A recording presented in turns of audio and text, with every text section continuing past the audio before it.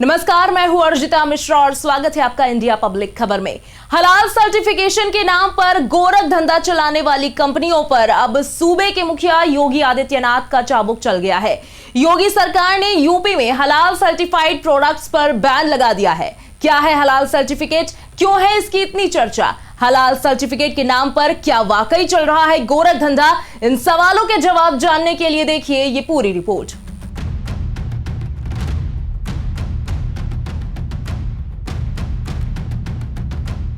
उत्तर प्रदेश में हलाल सर्टिफिकेशन से जुड़े उत्पादों की बिक्री अब हराम हो गई है।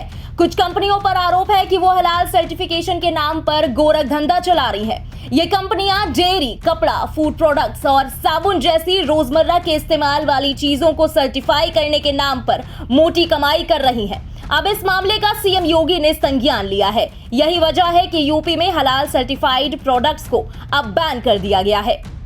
आपको बता दें कि हलाल सर्टिफिकेशन का इस्तेमाल फूड, कॉस्मेटिक और फार्मास्यूटिकल उत्पादों के लिए किया जाता है। कंपनियां इसे एक गारंटी के तौर पर पेश करती हैं और ये उत्पाद इस्लामी नियमों के तहत बनाए गए हैं और इसमें किसी भी तरह के तथाकथित अशुद्ध पदार्थ का इस्तेमाल नहीं किया गया है। यूपी में 5 स्टार होटल तक हलाल सर्टिफिकेट हासिल करते हैं। मैकडॉनल्ड और डोमिनोज जैसी मल्टीनेशनल कंपनियां तक इसे सर्टिफिकेट के साथ काम करती हैं। लेकिन गौर करने वाली बात यह है कि हमारे देश में ये सर्टिफिकेट सरकार नहीं देती, बल्कि कुछ प्राइवेट संस्थान जैसे Halal India Private Limited, Halal Certification Services India Private Limited, Jamiat Ulema-e Hind, Halal Trust जैसी कंपनियां ये सर्टिफिकेशन देती है।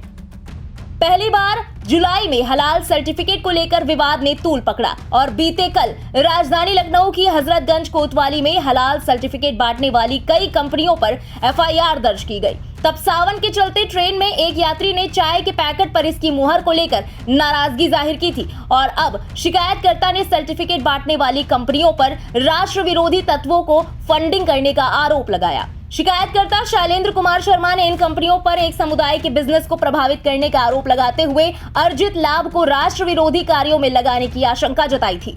हलाल सर्टिफिकेट जो 4 कंपनियां हैं, चेन्नई, मुंबई और दिल्ली की, वो सर्टिफिकेट जारी करती हैं और जब हमने सब चीज़ को चेक किया कि उनको भारत सरकार से किसी प्रकार की कोई मान्यता या किसी भी सरकार से मान्यता ऐसा कुछ अभी तक देखने में नहीं मिला है। सामान्य रूप से हलाल शब्द का हम लोग नॉनवेज प्रोडक्ट में ही सुनते आए हैं, लेकिन सामान्य दैनिक उपयोग में आने वाली चीज़ों पे हलाल सर्टिफिकेट कंपनियां लेकर के मार्केट में बेच रही हैं। कोई भी प्रोडक्ट होता है उसकी सरकार की संस्थाएं हैं, ISI मार्क हो गया और किसी प्रकार की हर चीज़ की संस्थाएं, सरकारी संस्थाएं हैं, वो सर्टिफिकेट सर्टिफाई करती हैं।